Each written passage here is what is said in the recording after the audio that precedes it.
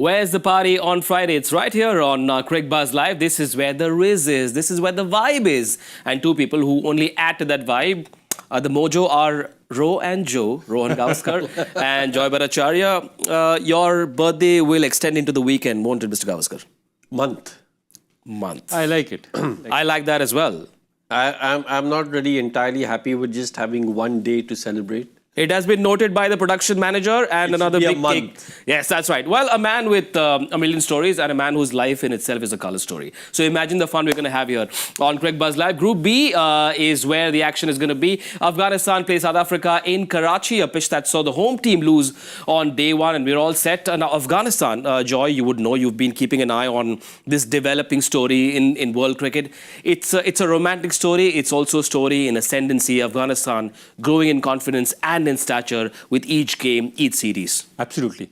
And I think what they started off doing very well in T20 cricket, because that suited them, they didn't have to sort of plan innings. Yeah. But you saw that transition in that 23 World Cup, and I think Jadeja, Ajay Jadeja, our friend, played a large part in it, in teaching them how to play longer innings. Yeah. And I think the way they played it, the number of bilateral series that they've won in the last year in 24 and how they're playing in 25, they've been absolutely superb. And I say, today they are definitely one of the contenders. I mean, 5 years back, you'd look at a group like that and say, okay, 3 teams are playing for the semis. Yeah. Okay.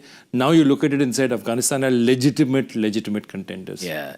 At the ODI World Cup, they missed that semi-final spot by a whisker. They should have beaten. Why did they not beat Australia? Because Glenn Maxwell had a day that very few can. And then they made the semi-finals at the T20 World Cup on a terrible pitch. They lost to South Africa.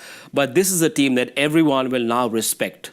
It's not a team that will have that one-off good day, but they can have many, many good days with consistency. Yes, because if you have a look at the players that they have, I beg your pardon, the players that they have, they've got quality players with a lot of experience now. Yeah. Earlier, the quality was there, but the experience wasn't there. Yeah. But now when you look at these players, they've played in so many leagues around the world, franchise cricket around the world, that they know how to play white ball cricket. Yeah. Red ball cricket, yes, they will still take a little bit of time to get to the levels that they've got in white ball cricket. But you just look at the players that they've got. Yeah. In white ball cricket, I mean, you could take so many of these players and put them in most top sides, and a lot of top sides will be happy to have them. Yeah. You take someone like a Rashid Khan. He walks into any side. Noor Ahmed, with all his youth and his potential, you'd be thinking, yeah, if you have someone like Noor Ahmed, we can sort of groom him and make him a world-class bowler. You look at you were talking about Omar Zai. Omar Zai. He's been the number 1 player in ODIs at the moment. And Joy, you have something to talk about him, right? Yeah. No, absolutely. I mean, each of these guys is a star. And if you look at it, the kind of quality that you get across the line, you have 3 to 4 legitimate all-rounders. Yeah. So, that is also there. So they bat up to 8, they bowl 6-7 bowlers, they bat up to 8. They've got steady guys. They've got guys like Cricbuzz who can explode up front. So they've got a complete team now. Now, while a lot of South Africa's top players were missing in action, they were at the SA20 when South Africa lost to Afghanistan 2-1 in Sharjah. Those numbers and results aside, the captain of Afghanistan believes this is serious business. They are here to win. And a lot of this confidence is a fact that they've proven themselves. They've given results at the top level. And he reckons they're definitely 100% looking to win this event. Joy, this is not lip service. This is serious self-confidence. No, absolutely. As I said, I mean, before this, you would look at it and say that, okay, they might cause an upset. They might spoil somebody else's chances. So they've transitioned from being spoilers to being legitimate contenders themselves. Yeah. And I think that transition has happened. I'm surprised it has happened because even with all that they play, nobody plays that much ODI cricket anymore. Yeah. But they managed to get in enough games to be able to make a difference. And I think now they're a much more mature ODI side. Yeah. And sorry, Manish, but just to show how rapid their progress has been, how rapid they've become. When they say it, that we are here to win, it gets a lot more credence than when Bangladesh says it, for some reason. Yeah. When Bangladesh has said, look, we're going to win the tournament. Yeah, what are they saying? Yeah, exactly. Yeah. And for no fault of his. Sure. Because if someone asks you a question at a press conference, like you're going to say, I'm coming here to win. Exactly, what are you going to say? But Afghanistan saying it gets a lot more credence. And that is, again, not a diss on Bangladesh, but it's how rapid Afghanistan's improvement has been in world cricket. And they've earned that respect. I suppose that World Cup, ODI World Cup, was that point of inflection. Because post that, they've beaten big sides. They've won 8 out of the 14. So this is only going to get better as we go along. And mind you, there is no real domestic structure in Afghanistan cricket. These players only play T20 leagues all across. So I'll tell you one thing. I believe that, it suits them because they have players around the world. The kind of experience that they get around the world is fantastic. They have no domestic cricket that they have to come back to get selected in the national team. Literally, the selectors are smart enough to sit and say, okay, these are the top players. He's here, he's playing there, he's playing wherever. Let's get these guys.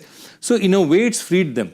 And I have this very interesting theory that at one time, Pakistan produced far more fast bowlers than us. And one of the reasons that they did was, in Pakistan at that time, the domestic structure was very unstructured. Imran would go see a guy at the net, say, okay, come and bowl with the national team tomorrow. And, three weeks later, he could be playing, Wasim Akram. So many stories like that you hear. Now, the advantage of an unstructured situation is also that if you have talent, you might suddenly get talent and you can get it. And it's not that the talent is going to get worn out by then. 5 other people seeing it, somebody else wanting his son to be there. All that is not there. So sometimes having the freedom of having a situation where you don't have a very strong domestic structure can also be a plus for you.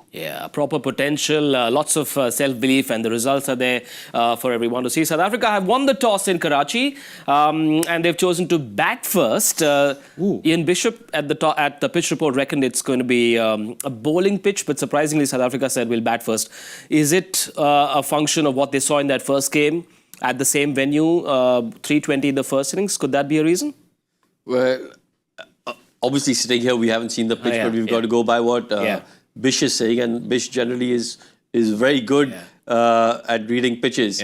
So if Bish was saying, it's a pitch to probably bowl first and there might be something in it early on for the medium pacers, South Africa probably thinking, yes, play that little initial spell out and then maybe we can make runs. So I think it could be that. We all remember Jonathan Trott having that little notepad or that whiteboard saying, this is how we're going to chase it. This is another test for Afghanistan to be able to chase whatever South Africa scores. See, whatever it is, they're on their way. They're a very good side, Afghanistan. But they're not still a mature ODI side as a lot of the others are. They definitely find it more difficult to chase because chasing requires far more planning. Batters can go... you're batting first, setting a target is easier than chasing a target because you have to have everything in mind. So I think that's the only reason I can think, because otherwise you're right. Somebody like Bish turning around and saying that there's something in it for the bowlers and the kind of spicy attack South Africa has. I would just go to get to that. With the kind of attack that South Africa has, you'd think if there was something in it for the bowlers, you'd want the bowlers to take advantage of it. Maybe like what India did yesterday. I mean, if you get the opposition down to 5 down in the first 10, 15 overs, the game's done there. Well, we'll see how it all pans out. How about the 11s for both teams? Let's take a look at South Africa's playing 11 for this opening game. Temba Bavuma, the captain, a lot of their stars are back as well. But the one big name missing, guys, where is Heinrich Klaasen? Now, that could be a big miss. We'll try and find out what the reason is for his absence. But even without Heinrich Klaasen, Joy, this team has a lot of big names. Still a strong team. Markram, Miller as well. They have a new pairing at the top, Dhoni Dezorzi, who scored a 50, I think, last week on the same pitch. He'll open with Ryan Rickleton, Temba Bavuma, the captain at 3. Van de Dusen, a solid player. Markram, Miller, there's a fair bit of firepower. A guy who's just beat Skay, who's just scored 150 on debut, doesn't get a chance out here. Maybe there is a niggle, and yet this is a solid side. Also, as far as the bowling is concerned, there is a lot of fast bowling in the ranks as well. Yeah, absolutely. You're looking at Jansen, you're looking at Rabada, you're looking at Ngidi. There's a lot of... This is a very strong attack. And if you look at it, Maharaj is a decent bat. Okay? You're looking at Rabada, Maharaj, I mean, they bat up to 9, 10. I mean, if you got Jansen coming in at number 8. Yeah, exactly. That tells you a story. And again, but when you look at that bowling attack, and if, again, just going back to what Bish said at the pitch report, it's a pitch where the bowlers will be licking their lips. You've got to be thinking, wow, it'll be interesting to see how this game pans out now. What the pitch has to offer in the first 15 overs, how the South African batters tackle that. Can the Afghanistan bowlers take advantage? I think the fact that they've chosen to bat has set it up nicely. We saw the spinners get a fair bit of help in that match one. Sandner bowled really well, although he's a bit expensive. Abrar Ahmed got a bit of help as well. I suppose Keshav Maharaj will have a role to play, and so will Aiden Markram, because I don't think Tabraiz Shamsi is playing in this. No, Shamsi is not playing. Yeah. But that's what I'm saying, that it clearly, if they are not playing Shamsi, that means they also think that it's a fast bowler's pitch. Yeah. There's something here, one of these guys is wrong. Either Bishop is, looked at the pitch and perhaps he's seen too much of it, or they've decided that this is a good enough batting pitch. Something there doesn't make sense, it doesn't add up. It could just be like what Joy alluded to a little earlier. Yeah. They're not playing so much to their strengths. They're playing to Afghanistan's weakness. Yeah, that could be. It could be that. Now, I've just been told there's some confusion on the playing 11s because Bavuma at the toss apparently said Shamsi is playing, but in the official 11, his name is missing. So we will try and find out. So keep an eye on the live commentary section on the Cricbuzz app for the right updates. Now, let's talk about a man that has two skills. Azmatullah Omarzai, someone who's impressed you a fair bit, impressive with the bat as well as the ball, can bowl with the new ball. Serious skill that man has. I mean, how many years back would you find somebody for an Afghan to be ODI Cricketer of the Year? Yeah. 417 runs, 17 wickets. He's been absolutely fantastic. Yeah. And I think the biggest thing about him is that, his ability, if you see, we talk about Klaasen in that middle order, saying that, Klaasen, what does he do? 11 to 40, he takes on the spinners. Omarzai is that guy. And in fact, even Gujarat Titans wanted to use him as that guy in the last year's IPL. It just didn't pan out. He didn't get it. But he is a spin killer in the middle. Yeah. And he's done it for lots of leagues around the country. The funniest part, how does this guy actually get allowed to play cricket? Afghanistan beats Sri Lanka in the 2014 Asia Cup. Okay? And his dad says, okay, maybe cricket has a future as a career. Okay? Who's playing in that team? Mohammad Nabi. Wow. Okay? 11 years later, he's playing with Nabi in 11 and, they're playing together. So what a story that is, man. You're sitting here, your father looks at this, you watch a match with your dad, and your dad finally turns around and says, okay, son, I think it's worth giving cricket a chance. I think his dad might have also said that. Of course, your father never played any cricket, so perhaps... It's a little bit of building cricket now. Unfortunately, in the building that he played, Chikalwadi, he could only hit along the ground, straight down.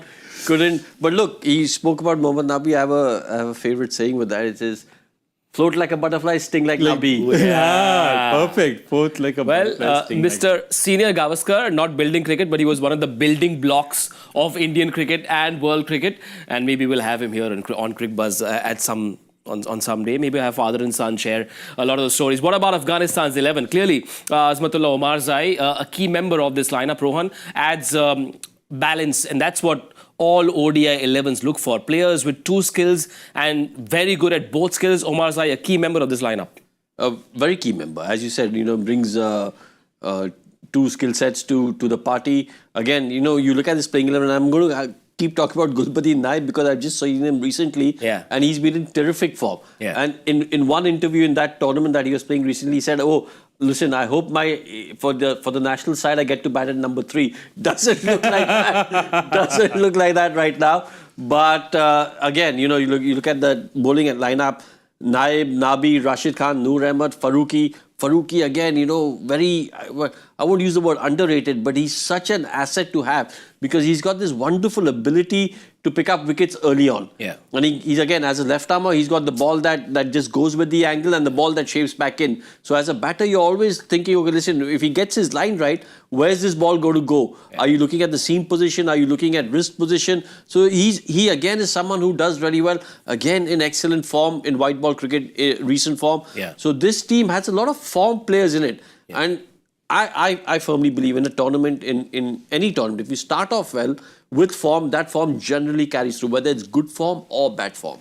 They've gone in with lots of spin options. There is Noor Ahmed. There's, of course, Rashid Khan, one of the world's best as far as T20 cricket is concerned. Mohammad Nabi will bowl a fair bit of spin as well. So they've got all bases covered. They've got all bases covered. And that's what I'm saying. It's a very complete attack. As he's saying, Fazal Farooqi is a very clever bowler up front with the left-hander. You've got Omarzai, who's, Sachin Tendulkar has talked about his seam position. If Sachin Tendulkar has talked about his seam position, you know that, okay, this guy has something, his wrist position and seam position. So they're very talented side. They can bowl the ball up front, Kulwuddin Naeem bowls very useful overs in the middle, and then you have those 3 spinners, and they're all masters of their craft. Yeah. Now he's a classic off spinner. Rashid Khan is Rashid Khan. You cannot measure him. And Noor Ahmed is one of the most promising bowlers you have. It is a very, very good bowling side. And look at form as well. Omar Zai, we talked about him a little bit. In 2024, 17 wickets in 14 matches. An average of 52 with the bats. He scored 417 runs. Form is form. Form is form, quality is quality, skills are skills. And the fact that what happens is sometimes, I mean, I'm not talking about him in particular, but you've got to believe that you belong at a certain level. Yeah. You've got to believe that, okay, listen, I am the best at what I do. And if you're now being named ODI Cricketer of the Year, that's recognition from ICC, that gives you, that extra push that you need. When you have a look at those numbers, 417 runs at an average of 52, 17 wickets, and an economy of under 5. Those, I mean, as a batter, you take those numbers. As a bowler, you take those numbers. Yeah.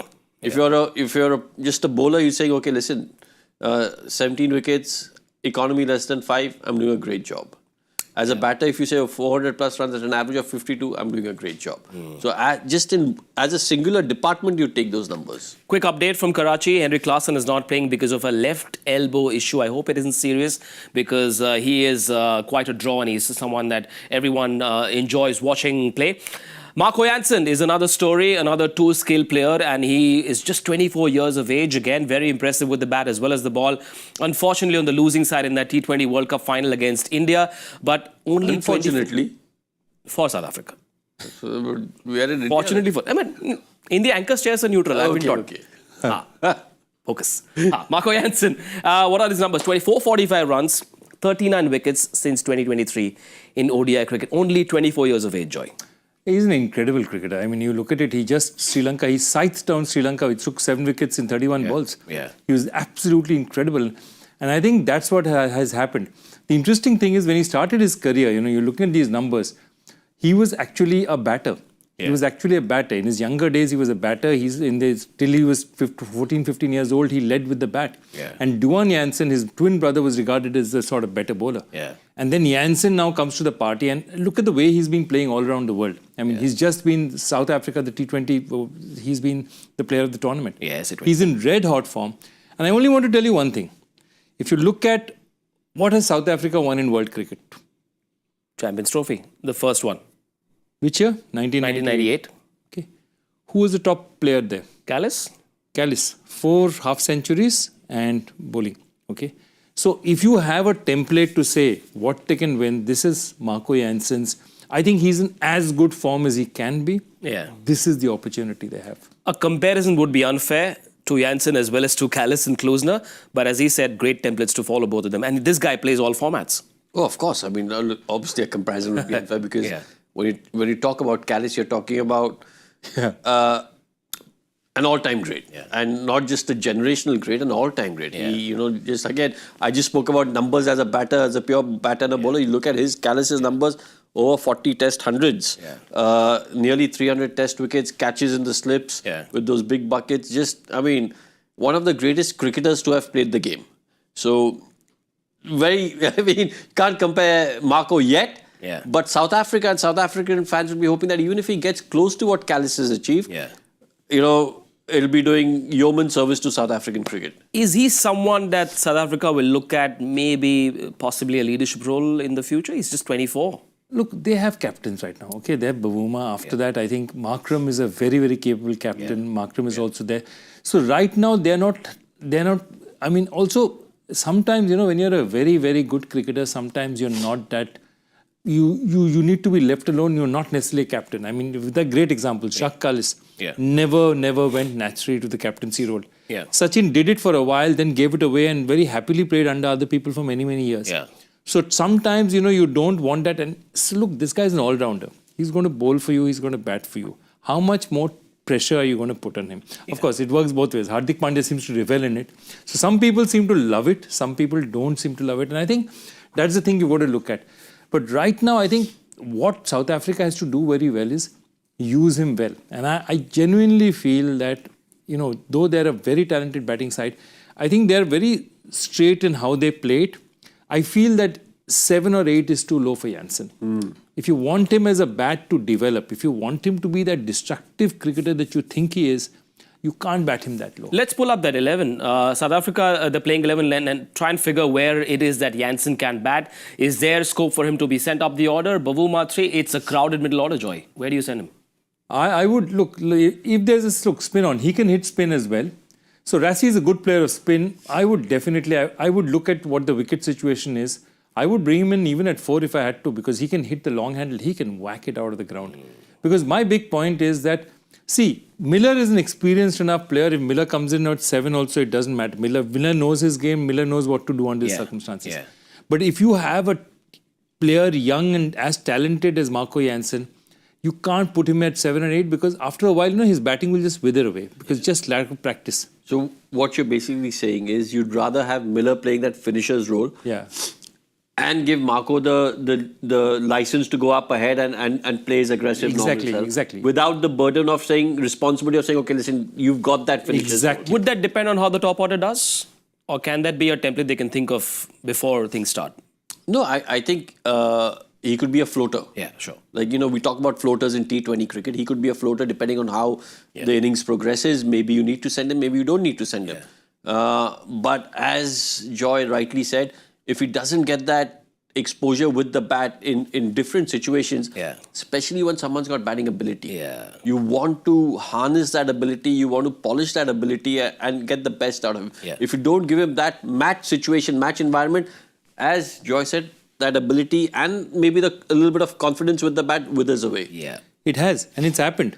I'll give you one example. Stuart Broad. Okay, Stuart Broad was a bona fide all-rounder. Yeah. But if you look at the end of his career, Stuart Broad was batting at 9 and 10. He was a bowler. But I think with Stuart Broad was that bouncer from Varun Aaron which really shook him up. No, his batting, I'm not even trying to crack a joke. His batting after that, once he got hit on in the grill, that confidence and that, just that desire to come in behind the line of the ball went away. He said, listen, I'm just going to bowl. I'm a high quality bowler. Over 500, over 600 test wickets. So I'm just going to focus on this. Desire is a great word for a segue into my next talking point, South Africa, and their desire to win an ICC tournament. The last one and the only one they won was way back in 1998, but they haven't won an ICC tournament since then. They've always had good players, and yet there are no results. What explains that? It's difficult. I mean, there's this C word which goes around. But, you look at it, 92, they were unlucky. England, that terrible. That's when Duckworth Lewis came in because, 22 runs to be, 14 balls for 22 runs suddenly become 22 runs for one ball. Those things.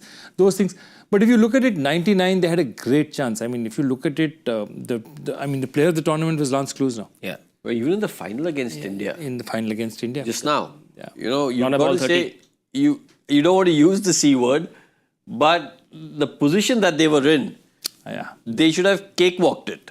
Yeah. Everyone was looking away and wondering, okay, great plash for India, another final lost. And of course, that magic catch from Sky made a difference. But they gave it away after that.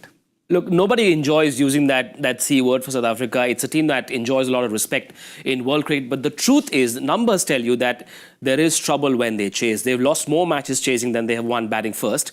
Take a look at that. So when you say C word, is it the chase? Is it C word? That's a good one, Mr. Gavaskar. 45.8 win percentage since October 2023. Can we attribute this to the fact that maybe they are rebuilding the top order, De Kock's gone? Or are we saying, no, there are still some solid players in there and they should be delivering better results? Look, you're absolutely right. My feeling is, I still say, if you look at the players, South African players and how they perform around the world in leagues and everywhere, and compare it when they get together for their national side, they deliver less than they should for the talent they have. There's no doubt about that. Why it is, I don't understand. But if you consistently see for the talent they have, look at it here. India struggles for, one bowling all-rounder, 1, 2. Now we've got a couple of spin all-rounders. They've got all-rounders. They have an assembly line of all-rounders. They have an assembly line of batters who can, hit spin. Whether it's Klaasen, Rashid and Wilson, which means, they can play any, that means you can play in any condition in the world. Even teams like England don't have players like that who can hit spin anywhere in the world. There are very few of them. So they have quality fast bowlers like Rabada. So why they can't don't win more is something that, still. And I feel Bavuma, though, in many ways has been an inspirational captain. His test journey has been inspirational. There was a lot of, joke about him that he's not good enough. He's there in a quota system. Yeah. But I think that's the one thing he's proved everyone wrong. He deserves to be there. And he's a leader. He's definitely their leader. They looked up to him. He's definitely their leader. Now the question is, if he can pull off something, they need a result now to justify. Modern day sport. Sorry, go on. Sorry, I just want to say, I think when we saw that graphic about 43% win percentage while chasing, again we spoke about the fact why are they batting first, and maybe it's because of Afghanistan's weakness. But maybe this could be it. They feel more comfortable setting a target rather than chasing and saying, listen, whatever the pitch may be, we feel a lot more comfortable setting a target. Right. Mental conditioning coaches have been seen in world sport for the last decade or so. Was that not something South Africa would have tried? I'm sure they would have, right? Paddy Upton comes from their part of the world there. Exactly. I mean, Paddy Upton has been helping every team. He's been helping our chess players. He's been helping our cricketers. He's been helping our hockey team. Yeah. He comes from Cape Town. I mean, what are we talking about?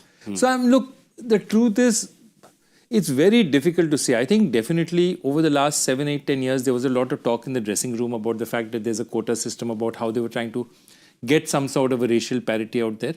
But to a large extent, I think the way Bavuma has played, I think a lot of the players have played. I think Rabada has played well. Ngidi has played well. Yeah, so it's put a lot of that to rest, I feel. And remember, reaching a World Test Championship, I think is a big thing for them. I think it's a huge thing for them, and it will really help on their way. Yeah.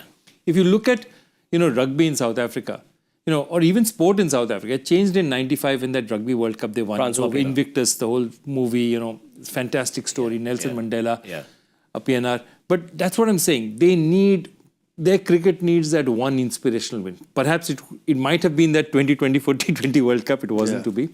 I hope it's a World Test Championship. I don't hope it's a Champions Trophy because, obviously.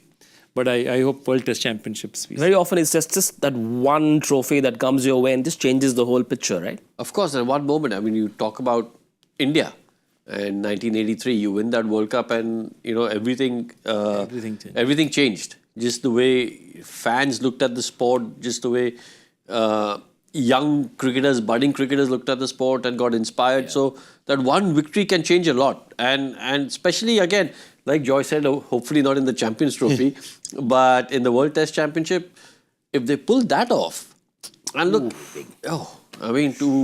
because they've also faced a little bit of criticism in how they've gotten there. Yeah. But that's not their fault. It's not their fault. It's not their fault. Big teams don't play them. It's not their fault. It's not their fault. But they're there now, and if they win this, my God, it'll be astounding. Does this team have it in them to win this trophy? If you look at the squad, South Africa, of course. Oh, yeah. 100%. I mean, you look at that squad, you look at that 11, we were just talking about the fact that Marco Janssen's batting too low at number 8 and where he should bat. So now that just shows you the batting depth. Then we spoke about the bowlers. The bowlers that they have, the quick bowlers that they have. They've got all, we spoke about the fact that Afghanistan have got all bases covered, but so do South Africa. And they've got some absolute match winners in there. I'm honestly really excited to see how Ryan Rickleton does in this tournament. Yeah.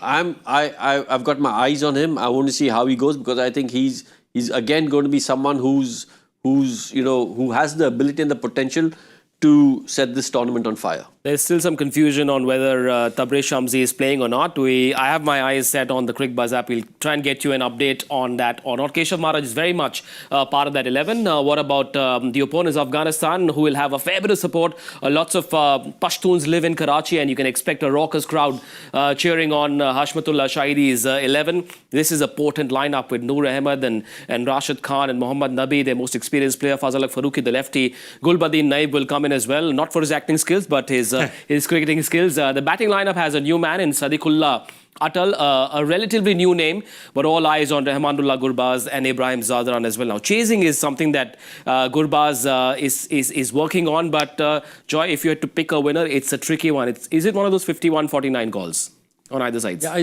think, look, whoever plays well, opens well, will set the tone in this tournament.